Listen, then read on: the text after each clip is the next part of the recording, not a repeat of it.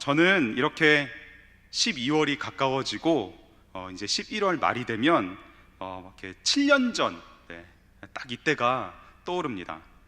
더 사랑의 교회 면접 보러 오기 위해서 저기서 올 때 너무나도 아름다운 교회의 모습을 바라보면서 그때 가졌던 감동, 그리고 이제 감사하게 이제 부임을 하게 되어서 집을 알아볼 때, 지금 제가 살고 있는 곳이 저기 기흥구 보라동인데요, 그 보라동의 아파트 단지에 이렇게 들어섰던 때가 기억이 납니다. 이전에 사역했던 교회는 저기 강북 도봉구 쌍문동에, 서울에 있는 쌍문동에 있는 교회였어요. 거기서 3년간 사역을 할 때 그 교회가 아주 작았습니다. 그래서 전임 목사, 부목사는 저밖에 없었어요. 그래서 담임 목사님 밑에서 제가, 나머지 분들은 파트 교육자셨고 여자 신방 전도사님 한 분 계셨는데요, 교회에서 사택을 딱 저에게만 주셨습니다. 왜냐면 사택이 하나밖에 없었기 때문에. 그리고 관리 집사님이 안 계셨어요. 제가 모든 걸 관리해야 됐기 때문에 교육관 5층인데 엘리베이터가 없었습니다. 왜냐하면은 경사면에 있었던 건물이어서 뒤쪽에서 보면 4층이고 앞쪽에서 보면 5층이라서 엘리베이터가 없었어요. 입구가 4층으로 나면 좋은데 5층 쪽으로 나 있어가지고 매번 이렇게 올라다녔던 기억이 납니다. 그때 아이들이 너무 어려서 못 올라가겠다고 그러면은 제가 새 아이를 이렇게 번쩍 안고, 그때 아이들이 작았거든요, 새 아이를 안고 이렇게 5층을 오르락내리락 했던 기억도 납니다. 건강해지더라고요, 그 사역을 하다 보니까.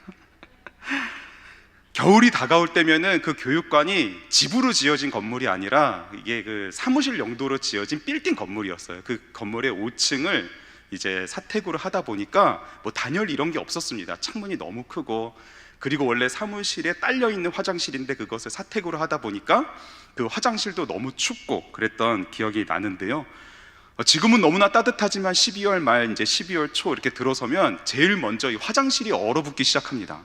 화장실이 창문이 얼어요. 그러면은 그때 이제 그 창고에 넣어놨던 스티로폼을 꺼내서 창문에 낍니다. 그래도 춥더라고요. 그래서 화장실 갈 때는 저희 가족이 그 파카를 입고 갑니다. 파카를 입고 화장실에 가고, 그리고 화장실이 너무나 작았어요. 성인 사람 한 2명 정도, 저와 저희 아내가 딱 서도 딱 꽉 차는. 근데 아이들이 너무 어렸기 때문에, 그리고 추우니까 겨울에는 이 아이들 씻기려면은 제가 먼저 들어가서 샤워를 합니다. 막 샤워를 해서 막 공기를 따뜻하게 해놓고 나서 얼른 아이들 3명을 빠르게 막 씻겼던 기억이 납니다. 뭐 힘들고 어려운 점이 있었지만 사랑이 넘치고, 또 아이들도 교회 바로 가까이가 아니죠, 교회에서 살다 보니까 행복하게 그렇게 사역했던 기억이 나는데요, 이제 사역지를 3년 이후에 이제 옮기게 될 때 저희 가족이 원했던 것 딱 2가지가 있었습니다. 낮은 층수의 집, 그리고 따뜻한 화장실이었으면 좋겠다. 그래서 이렇게 막 집을 알아보는데 광교에 왔다가 무서워서 이건 우리가 감당할 곳이 아니다 해가지고 도망가다 보니까 찾은 곳이 이제 그때 당시 보라동이었어요. 저희 집의 가정의 형편으로는 아파트를 도저히 마련할 수 없었던 그런 형편이었는데도 너무나 저렴하게 너무나 좋은 곳으로 이렇게 하나님께서 이제 자리를 예비해 놓으셨던, 그래서 아파트 계약을 하고 나서 그 아파트 계약서를 붙들고 너무나 기뻤던 기억이 이때 납니다. 그래서 이제 계약을 하고 나서 이제 쌍문동에 다시 돌아와서 막 사역을 할 때 11월, 12월 이렇게 사역을 하면서 너무나 행복했던 기억이 나요.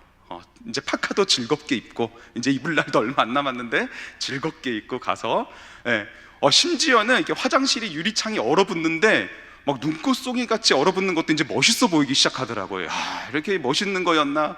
언제 또 막 이렇게 하면서 막 그렇게 기억이 납니다. 그래서 막 12월 말이라서 여러 가지 사역들을 하면서 막 바쁘고 분주하고, 막 그런 가운데서도 이제 곧 더 사랑의 교회 가서 이제 사역하게 될 것이라는 그 기대와, 그리고 이제 우리가 드디어 아파트라는 곳에서 살게 된다라는 그러한 막 우리 가정의 기쁨이 막 싹텄던, 그래서 힘든 사역 속에서도 힘들 때마다 이 전세계약서를 보면서 이제 얼마 안 남았다, 더 사랑의 교회 홈페이지를 보면서 나도 팔짱 끼고 이렇게 교육자 사진을 찍을 날이 얼마 안 남았다라는 막 그런 기억이 납니다. 12월 말 딱 이때쯤에 그런 기억이 많이 나는 것 같습니다. 이와는 비교할 수 없는, 우리가 생각해보면 이와는 비교할 수 없는, 우리가 곧 가게 될 우리가 곧 가게 될 그 하나님의 나라, 예수님께서 다시 오심으로 인하여서 우리에게 주신 영원한 생명으로 이제 영원히 더 이상 고통과 아픔과 슬픔과 이별이 없는, 이제 영원히 하나님만을 기쁘게 예배하는 그 영광스러운 하나님의 나라를 우리가 앞두고 있는데, 우리는 과연 이 땅 가운데 어떻게 살아가고 있는지를 이 말씀을 준비하면서 먼저 제 자신을 되돌아보게 되면서 이 말씀을 같이 함께 준비해 보게 되었습니다. 오늘을 살아가는 영성, 정말 말세가 다가오고 있음을 우리가 몸소 지금 느끼고 있는 이때에 이 주님 다시 오실 날을 바라보는 오늘을 살아가는 영성, 무엇일까? 바로 기쁨과 기도와 감사가 아닐까 하면서 이 말씀을 붙들게 되었습니다. 오늘 말씀 함께 암송해 볼까요? 함께 다시 한번 암송해 보겠습니다. 항상 기뻐하라, 쉬지 말고 기도하라, 범사에 감사하라, 이것이 그리스도 예수 안에서 너희를 향하신 하나님의 뜻이니라. 아멘. 우리가 정말 잘 알고 사랑하는 말씀인데요, 잠깐만 이 말씀을 깊게 한번 생각만 해봐도 사실 그렇게 좋은 말씀은 아닌 것 같습니다.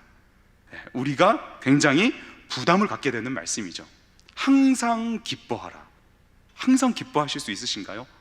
정말 모든 상황 속에서 정말 이 말씀 그대로 항상 기뻐하는 것, 모든 상황 속에 기뻐하는 것, 지금 기쁘신가요? 어떠신가요?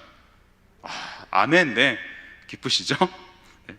쉬지 말고 기도하라. 이것은 기도하기를 멈추지 마라는 뜻입니다. 기도하기를 멈추지 마라. 우리 기도 지금 하고 있나요? 안 하고 있나요? 하고 있나요? 그럼 멈춘 건가요? 하고 있는 건가요? 기도하기를 쉬지 말라라고 했을 때 과연 이걸 기도하는 것을 진짜 쉬지 말고 해야 되는 건지, 아니면은 일단 그 기도를 하되 어떤 내용이든 상관없이 그냥 막 기도만 해가면 되는 건지, 이게 좀 우리가 궁금해하게 됩니다. 그리고 범사에 감사하라. 이 범사에 감사라는 것은 모든 상황 속에서 감사하라는 뜻입니다. 어떠한 상황 속에서도 뭐 불평과 불만 가지지 말고 그냥 조용히 살라고 하면은 뭐 그거는 어떻게든 우리가 해볼 수 있을 것 같은데, 정말 모든 상황 속에서 그 모든 것에 감사하는 마음, 참 쉽지가 않습니다. 이렇게 하나하나만 따져봐도 나는 그래, 항상 감사하지 못하고, 난 기도하기를 너무나 잘 쉬고, 내 마음에는 이렇게 감사보다는 불평 불만이 많은지, 정말 나는 죄인인가 보다 하고 정죄하기도 하지만 오히려 따져 물을 수도 있는 것 같아요. 따져 묻게 되는 때도 있는 것 같습니다. 저도 그러고 싶어요, 주님. 저도 그렇게 살아가고 싶어요. 하나님, 제발 저에게 항상 기뻐할 수 있는 그런 일들을 좀 저에게 주세요. 쉬지 않고 기도만 할 수 있는, 나 기도 쉬지 않을 테니까 그러한 형편을 좀 저에게 허락해 주세요. 그리고 감사만 할 수 있는 상황을 또 저에게 주세요. 우리는 이렇게 오히려 물을 때도 있습니다. 하나님, 저도 항상 기뻐할 수 있으니 기뻐할 수 있는 일만은 착착착착 저에게 주세요. 항상 기도할 수 있는 여유로운 상황과, 저 교회 너무 좋아하고 교회 너무 사랑하고 항상 기도하고 싶은데 그럴 형편이 되지 않아요. 그 형편만 주시면 저는 정말 기도할 수 있어요. 그리고 감사할 거리를 항상 주시면 저는 정말 쉬지 않고 모든 상황에든 감사할 수 있어요 라고 하지만, 우리의 상황은 기뻐할 수 없는 일들을 끊임없이 마주하게 되는 것 같습니다. 순서를 정하고 다가오는 것처럼 기뻐하지 못할 일들, 근심 섞인 일들이 끊임없이 다가옵니다. 기도할 수 없는 조차, 무엇을 기도해야 될지 말할 수 없는 탄식 가운데 정말 부르짖을 수밖에 없는, 무엇을 기도해야 될지 조차 모르는 그런 상황 가운데 많이 거하게 됩니다. 도저히 감사할 것이 없는 그런 상황 가운데 거하기도 하죠. 이 모든 것을 하나님께서 그렇게 하셨으면서, 하나님께서 나에게 기뻐하는 일, 기도만 할 수 있는 상황, 감사할 일을 하나도 나에게 허락하지 않으시면서 왜 하나님은 저에게 항상 기뻐하라고 하시고 항상 쉬지 말고 기도하라고 하시고 왜 범사에 감사하라고 하시나요? 하나님 정말 너무하신 거 아닌가요? 라고 생각해 보게 되는 때도 저는 있었던 것 같습니다. 네, 우리 성도님들은 어떠신가요? 그런데 이 문맥과 상관없이 우리가 이 말씀을 보면 충분히 그렇게 생각할 수 있다는 것이죠. 우리의 모든 삶의 형편 하나님께서 다스리시는데 이렇게 우리 상황과 너무나 반대되는 것을 요구하시니 하나님 너무 잔인한 거 아닌가요? 라고 우리가 이 말씀만 놓고 보면 그렇게 이해하기가 쉽다는 것이죠. 오해하기가 쉽다는 것입니다. 그렇기 때문에 우리는 이 문맥을 따라서 그리고 어떤 상황 가운데 하나님께서 지금 이 말씀을 주시는지, 데살로니가 교회가 어떤 상황이었는지, 왜 이 말씀을 주시는지 이 배경과 문맥을 우리가 안다면 하나님께서는 잔인하신 분이 아니라 우리에게 마땅히 할 수 있는 걸 말씀해 주시는 분이라는 것을 알게 되는데요. 그래서 잠깐 한번 이 배경과 문맥을 좀 살펴보려고 합니다. 바울이 기록했죠. 바울이 2차 전도여행 때, 두 번째 전도여행 때 기록을 한 말씀입니다. 2차 전도여행은 누구와 함께 출발을 했나요? 1차 전도여행은 마가와 함께 출발을 했지만 2차 전도여행은 갈라선 이후에 신라와 함께 출발합니다. 그래서 이 데살로니가전서 1장 1절에 보면은 실루아노가 등장하는데요, 이 실루아노가 신라를 의미합니다. 둘이서 함께 출발을 하죠. 루스드라라는 곳에서 누구를 만나게 되나요? 디모데를 만나게 됩니다. 아들과 같이 여기는 디모데를 만나게 되고요, 이제 마게도냐 땅, 즉 유럽으로 가기를 성령님께서 주장하실 때 그 환상을 보았던 드로아라는 곳에서 누가도 함께하게 됩니다. 그래서 사도행전을 기록한 누가가 이제 함께하면서 바울, 실루아노라고 하는 신라, 그 다음에 디모데, 누가가 함께 마게도냐 땅으로 복음을 전하기 위해 건너가게 되죠. 두 번째 전도여행에 마게도냐 땅으로 가서 첫 번째 마주했던 성, 그 도시가 빌립보라는 곳입니다. 빌립보. 만만치 않았죠. 유대인 10명이 없어서 회당이 없었던 그곳에서 복음을 전한 후에 두 번째로 갔던 곳이 데살로니가 교회입니다. 데살로니가 교회에서는 오랜 기간 사역을 하진 못했던 것 같습니다. 그래서 이 데살로니가 전서 후서는 사도행전 17장 1절부터 9절까지를 함께 보면 거기에 이 데살로니가 교회의 상황이 기록이 되어 있는데요, 바울은 3번 안식일에 말씀을 전했다 말합니다. 안식일 3번만 말씀을 전했는 것으로 보아 최소 3주, 그리고 그 여러 기회 동안에 3번 전했다고 생각해 봐도 길어야 한 3, 4개월 정도 되지 않을까 합니다. 짧은 기간 동안 데살로니가 교회에서 사역할 수밖에 없었던 이유가 있었습니다. 바로 데살로니가 그 지역에 있던 유대인들이 이 바울 일행을 가만두지 않았기 때문입니다. 잘못된 것을 전파한다, 혼란스러운 것을 전파한다 하는 것으로 인하여서 이 바울 일행을 이제 쫓아내려고 했던 것이죠. 그렇기 때문에 이 바울 일행은 짧은 시간을 뒤로 하고 이제 데살로니가를 떠나서 베레아라는 곳으로 가게 됩니다. 자, 2차 전도여행 때 어디로 먼저 갔다고요? 빌립보, 데살로니가, 그 다음에 베레아라는 곳으로 가게 됩니다. 짧은 시간 사역을 했음에도 불구하고 이 데살로니가라는 곳에서 아주 큰 말씀의 역사가 나타나게 됩니다. 그래서 말씀을 보면은 헬라인의 큰 무리와 적지 않은 귀부인들이 이 데살로니가 지역에서 믿는 이들로 세워지게 되고 그들로 인하여서 교회가 이제 세워지게 되는 것이죠. 그런데 너무나 아쉽게도 짧은 사역의 시간을 뒤로 하고 베레아라는 곳으로 올 수밖에 없었고, 그리고 나서 아덴으로 옮겨가고 이렇게 옮겨가는 그때에 바울은 궁금했습니다. 뭐가 궁금했을까요? 처음에 개척했던 빌립보는 교회로서 잘 세워가고 있는지, 데살로니가 교회는 건강하게 세워져 가고 있는지 궁금했습니다. 그래서 이제 고린도로 향하게 될 때 2명을 보냅니다. 누구를 보내냐면 실라와 디모데를 보내죠. 그래서 실라는 빌립보로 가서, 그 다음에 디모데는 데살로니가로 가서 그 교회의 상황이 형편이 어떤지, 우리 성도들은 잘 지내고 있는지, 믿음 위에 굳게 서고 있는지 그 소식을 가서 듣고 오라고 하게 됩니다. 그래서 고린도에 도착해서 사역을 시작할 때 떠났던 실라와 디모데가 다시 이제 고린도로 와서 바울에게 이야기를 하게 되죠. 그 이야기를 듣고 나서 기록한 첫 번째 이 서신이 바로 데살로니가 전서가 됩니다. 그래서 학자들에 따르면은 2차 전도여행 때 고린도에서 기록한 것으로 보아 그 바울이 기록했던 여러 편의 서신들 중에 가장 먼저 기록한 책이다. 또 다른 학자들은 아니다, 갈라디아서가 가장 먼저 기록한 책이라, 이렇게 의견이 나누지만 가장 초기에 기록한 서신임은 분명합니다. 데살로니가 전서는 언제 기록했다고요? 2차 전도여행 때. 어디서 기록했다고요? 네. 고린도라는 곳에서 기록을 했습니다. 자, 고린도로부터 디모데가 소식을 가지고 왔어요. 너무나 좋은 소식을 가지고 왔습니다. 모든 궁핍과 환난 가운데서도, 이 믿음으로 인해 겪을 수밖에 없는 모든 궁핍과 환난 가운데서도 믿음 위에 굳게 서고 사랑으로 충만하여서 다른 교회의 성도들에게 이 형제 사랑에 대해서는 본이 되는 교회인 것을 말하게 되는 것이죠. 너무나 큰 복음의 은혜였습니다. 그런데 이렇게 좋은 소식과 더불어서 좀 마음 아픈 소식도 전해왔습니다. 너무나 짧은 기간 동안 세워졌다 보니 바울이 많이 가르칠 시간이 없었던 것이죠. 차근차근 신앙의 기본적인 것들을 가르쳐줄, 그리고 본을 보여줄 시간이 없었습니다. 그렇기 때문에 이 연약한 신앙으로 인해서 문제가 생겼던 것이죠.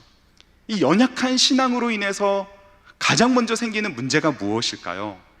연약한 신앙으로 인해서 생기는 문제는 관계의 문제입니다. 싸우고 다투기 쉽습니다. 이 말씀, 복음 안에, 은혜 안에 충만하게 거해가면서 서로 겸손하게 섬기고 사랑하는 것이 그 시간이 부족했던 것이죠. 그러니까 싸우고 다투고. 그리고 이 데살로니가 지역이 마게도냐의 수도였습니다. 그러니까 여러 가지 것들이 풍성하다 보니 타락이 심했는데 그 중에 가장 심한 타락이 성적인 타락이었어요.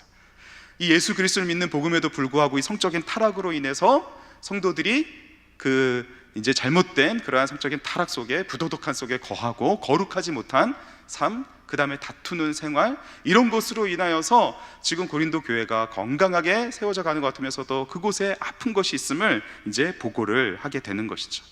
이러한 이야기를 듣고, 그리고 또한 핵심적인 부분, 그 핵심적인 부분이 뭐냐면 바로 예수 그리스도께서 다시 오실 것이란 그 재림에 대한 소망이 사라져가고 의심과 불신이 생겨나고 있는 그러한 때를 이제 바울에게 보고를 했던 것이죠. 바울은 이러한 성적인 타락, 그리고 그 성도들과의 관계, 그리고 예수 그리스도의 다시 오실 날에 대한 소망을 갖도록, 이것에 대한 답을 잘 적어서 첫 번째로 보낸 편지가 데살로니가 전서가 됩니다. 바울은 이러한 편지를 통하여서 복음 위에 굳게 서고 거룩하여지기를 힘쓰고, 그리고 예수 그리스도께서 다시 오실 날, 도둑과 같이 임할 그날을 준비하고 기대하면서 살아가라는 것을 권했던 것이죠. 그러한 권면 속에 세 가지를 언급한 말씀이 바로 오늘 말씀입니다. 항상 기뻐하라, 쉬지 말고 기도하라, 범사에 감사하라.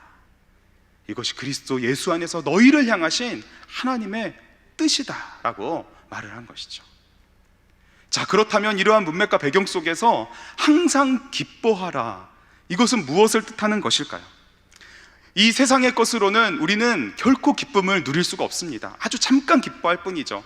정말 갖고 싶었던 것, 이거 있으면 내가 더 이상 바랄 게 없다고 생각한 그것을 가지게 된다고 할지라도 기쁨은 잠깐입니다. 언제 내가 저것을 그토록 원했었는지조차 기억이 나지 않을 정도로 무관심해지고 다른 것을 또 원하게 되죠. 심지어는 그렇게 원했던 것임에도 불구하고 그것이 근심의 덩어리가 될 때도 있습니다. 그리고 근심의 덩어리를 넘어서 내가 저것을 왜 가지고, 내가 저것을 왜 사고, 내가 저 결정을 왜 했는지를 뼈저리게 후회할 때도 있습니다. 사랑이 우리에게 영원한 기쁨을 줄까요? 남녀 간의 불타는 사랑, 자녀를 향한 사랑, 친구 간의 우정, 이런 것들이 우리에게 영원한 기쁨을 줄까요? 아니죠. 사랑은 눈물의 씨앗이 되기도 하죠. 고통과 아픔과 괴로움의 가장 큰 이유가 또 사랑이기도 합니다. 너무 사랑했기 때문에 상처가 그만큼 너무나 깊어지죠. 우리로 하여금 항상 기뻐하도록 해줄 수 있는 그 어떤 것도 세상에는 없습니다. 이 말은 오직 우리는 하나님께서 주시는 것으로만 기뻐할 수 있다는 뜻이 됩니다. C.S. 루이스가 말했던 것처럼 인간이 이 세상의 어떤 것으로도 만족함을 누리지 못한다는 것은 이 세상에 없는 것으로 만족할 수 있기 때문이다라고 말한 것처럼, 우리가 이 세상의 어떤 것으로 항상 기쁨을 누리지 못한다는 것은 오직 하나님께서만 우리에게 기쁨을 주시기 때문에 바로 우리는 이 세상에서 어떤 것으로 기쁨을 누리지 못함을 말할 수 있는 것이죠. 하나님께서 우리에게 항상 기뻐할 수 있도록 주신 것은 무엇일까요? 사실 데살로니가 전서 그 처음을 시작하면서 바울은 이미 선포했습니다. 그것이 무엇이냐면 데살로니가 전서 1장 4절인데요, 우리 함께 읽어보겠습니다. 하나님의 사랑하심을 받은 형제들아, 너희의 택하심을 아노라. 사랑하는 형제들, 너희의 택하심을 안다. 바로 하나님의 택하심을 받은 사랑입니다. 하나님께서 베풀어 주신 구원의 은혜, 그 사랑, 나를 택하셨다는 것, 바로 이것이 우리가 영원히 변치 않는, 세상은 흔들 수 없고 세상은 빼앗을 수 없는 기쁨이 되는 것이죠. 하나님은 이스라엘 백성에게 선포하였습니다. 신명기 33장 29절입니다. 이스라엘이여, 너는 행복한 사람이로다. 여호와의 구원을 너같이 얻은 백성이 누구냐? 그는 너를 돕는 방패 시온의 영광의 칼이시로다. 내 대적에 내게 복종하리니 내가 그들의 높은 곳을 밟으리로다. 아멘. 너무나 견디기 힘든 고통 속에서도, 지금 당장 벗어나고 싶은 삶의 이 현실 속에서도, 소망의 빛이 꺼져가는 이러한 내 삶의 이러한 현실 속에서 그 모든 것을 밀어버리는, 그 어두움을 몰아내는 그 기쁨의 빛은 바로 주님께서 나를 구원하여 주셨다는 사실, 그리고 예수 그리스도께서 다시 오실 때 영원한 하나님의 나라에서 영원히 하나님을 예비할 것이라는 약속의 말씀이 반드시 성취될 것이라는 그 믿음, 그것이 우리로 하여금 항상 기뻐할 수 있게 한다는 것이죠. 우리는 어떻게 쉬지 않고 기도할 수 있을까요? 바로 이러한 구원의 은혜, 반드시 이루실 하나님의 약속을 붙들 수 있는 가장 큰 비결이 바로 기도이기 때문입니다. 그러므로 우리가 쉬지 않고 기도할 때, 성령님께 예수님의 이름으로 하나님 아버지를 향하여 기도할 때에 우리는 하나님과 함께하며 하나님께서 우리로 하여금 보게 하여 주시는 것들을 보고 기쁨 가운데 늘 거할 수 있게 되는 것이죠. 기도할 때 하나님께서는 우리의 시선을 세 가지 방향으로 보게 하시는 것 같습니다. 깊이 기도할 때에 우리로 하여금 지난 날들을 되돌아보게 하시는 것 같습니다. 지난 날, 우리의 모든 삶을 인도하신 신실하신 하나님, 사방이 우겨쌈을 당한 것 같이 소망 없는 상황 속에서도 건져주시고 인도하셨던 그 하나님을 기억하게 하시고, 그리고 미래를 바라보게 하시는 것 같습니다. 이제 우리 앞에 놓여져 있는, 우리 앞에 놓여져 영광스러운 삶, 이 땅에 임한 하나님의 나라를 바라보게 하시며, 그리고 오늘을 다시 보게 하시는 것이죠. 사망의 음침한 골짜기와 같이 느껴졌던 이 현실이 하나님께서 나에게 진수성찬을 베풀어 놓으신 것 같은 지금 기쁨이 있음을 발견하게 됩니다. 어느 자리에서요? 바로 기도할 때. 그러므로 우리가 이러한 기쁨과 즐거움을 더욱더 누리기 위해서, 이 기쁨과 즐거움을 회복하기 위해서 우리는 쉬지 않고 기도할 수가 있는 것이죠. 그리고 끝으로 세 번째, 범사에 감사하라입니다. 모든 상황 속에서 감사하라는 것은 모든 상황 속에서 모든 것에 감사한다는 것이죠. 감사할 만한 것에 감사할 수는 있습니다. 그런데 하나님께서 뭐라고 말씀하시나요? 모든 상황 속에서 모든 것에 감사하라고 말씀하십니다. 이것이 어떻게 가능할까? 진짜 내가 어떻게 모든 것에 감사할 수 있을까? 말씀 한 구절만 읽으면 바로 이해가 됩니다. 우리 함께 로마서 8장 28절을 함께 읽겠습니다. 우리가 알거니와 하나님을 사랑하는 자, 곧 그의 뜻대로 부르심을 입은 자들에게는 모든 것이 합력하여 선을 이루느니라. 아멘. 모든 것이 합력하여 선을 이룬다. 우리에게 주셨던 모든 것이 하나님의 선을 이루는 그러한 하나하나의 방법이었음을, 그러한 시간이었음을, 그러한 사건이었음을 이해하게 되고 찬양하게 된다는 것이죠. 여기서 모든 것이 합력하여 선을 이루느니라, 이 모든 것에는 고난과 환난도 포함이 됩니다. 환난의 그 긴 시간을 지나가더라도, 고난의 그 깊은 터널을 지나가더라도 그것을 통하여서 하나님께서 이루신 그 놀라운 것을 고백하게 되는 것이죠. 지나갈 때는 잘 모를 수 있습니다.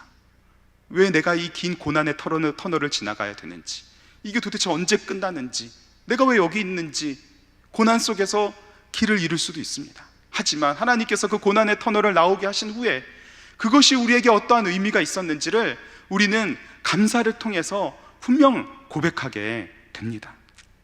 우리가 주님 앞에 서게 될 날, 우리가 주님 앞에 서게 될 날, 우리의 모든 감사의 제목들은 거울과 같이 희미하게 봤던 것을 벗어나 다시 오실 주님을 맞이하며 선명하게 보게 될 줄 믿습니다.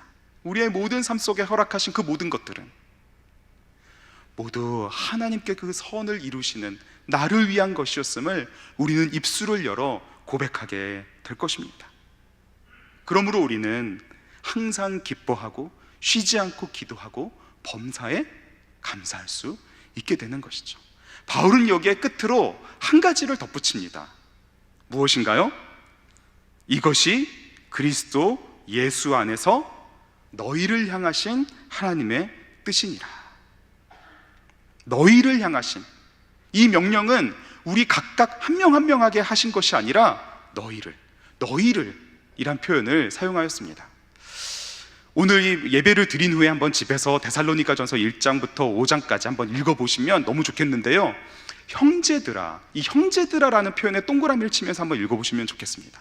바울이 이 형제들아를 얼마나 반복하는지를 한번 동그라미 치면서 세보시면 13번이에요. 13번. 5장 가운데 13번. 그 중에 5번이 5장에서 계속 반복이 됩니다. 이 형제들아라는 표현은 가족을 부를 때 쓰는 표현입니다. 한 가족으로서, 형제요, 우리 가족임을 뜻하는 것입니다. 바울은 지금 데살로니가 교회의 모든 성도들을 형제라고 부르면서 우리는 가족이다라고 말하고, 지금 이 명령은 너희 한 사람 한 사람이 지킬 뿐만 아니라 우리가 함께 가족이 지켜야 할 그러한 명령이다라고 말하는 것이죠. 항상 기뻐할 수 있는 것, 우리가 함께 항상 기뻐하는 것입니다. 쉬지 않고 기도하는 것, 우리가 이렇게 함께 모여서 함께 기도하는 것입니다. 그리고 범사에 감사하는 것도 마찬가지입니다. 감사의 제목들을 나누고 우리의 서로의 삶 속에 일하시는 하나님을 고백하는, 범사에 감사하는, 하나님은 우리에게 주님 오실 날이 정말 얼마 남지 않은 이때에 다시 한번 말씀을 통하여 오늘을 살아갈 영성을 말씀하십니다. 항상 기뻐하라, 쉬지 말고 기도하라, 범사에 감사하라. 다시 오실 주님을 바라보며 그때 우리에게 주실 하나님 나라의 그 영광스러운 그날을 바라보며 우리의 모든 자리가 이와 같이 기쁨과 기도와 감사로만 채워져 가기를 간절히 원합니다. 우리 함께 주신 말씀 붙들고 기도할 텐데요, 우리 같이 함께 가족으로서, 공동체로서 지금 우리에게 주신 이 명령을 받고 함께 기도하며 나아가기를 원합니다. 우리에게 베풀어 주신 구원의 은혜를 기억하게 하여 주시옵소서. 이것을 같이 함께 붙들고 기도할 때에 주님을 바라보며 우리의 삶을 다스리시는 그 영광스러운 손길을 보게 하여 주시옵소서. 모든 것을 합력하여 선을 이루시는 하나님께 감사하며 나아가게 하여 주시옵소서라고 이 시간 우리 함께 찬양하며 나아가겠습니다. 우리 함께 기도해.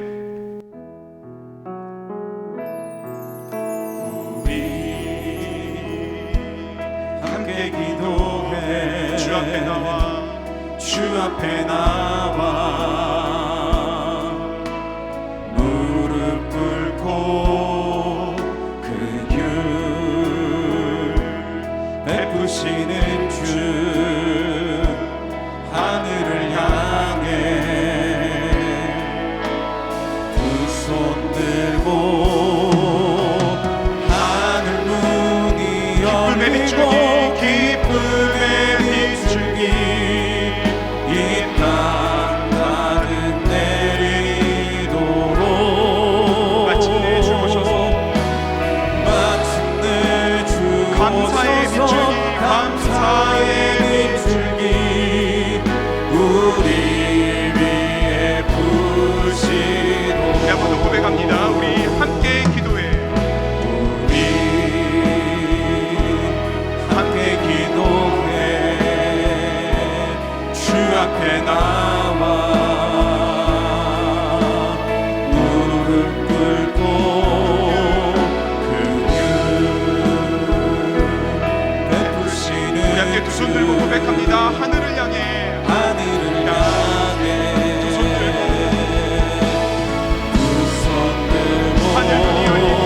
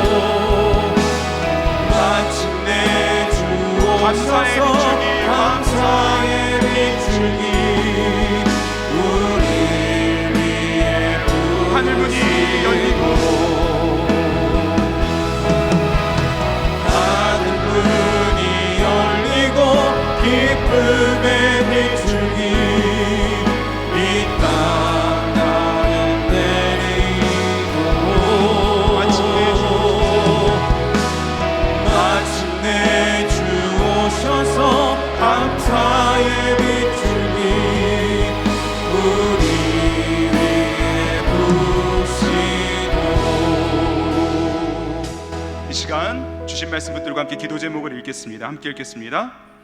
시대를 분별하여 다시 오실 주님을 맞이할 준비를 하며 살아가게 하소서.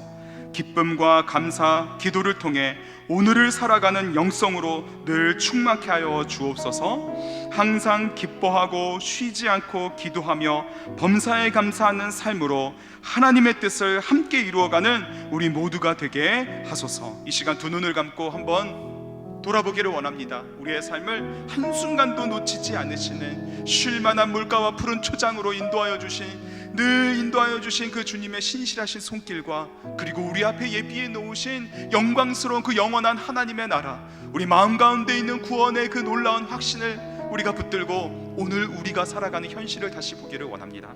우리의 삶이 아무리 힘들고 아무리 어렵고 아무리 고통스러울지라도 우리에게 주신 이 구원의 확신으로 인하여서 우리 앞에 예비해 놓으신 주님의 그 은혜와 하나님의 나라를 붙잡는다면 이 모든 것이 오히려 감사의 제목이 되는 줄 믿습니다. 이 시간 우리에게 주신 말씀과 기도 제목을 붙들고 주님 나를 붙들어 주시고 기쁨과 기도와 감사의 삶으로 오늘을 살아갈 수 있도록 주님 역사하여 주시옵소서라고 우리 주여 한번 부르짖고 기도하겠습니다. 주여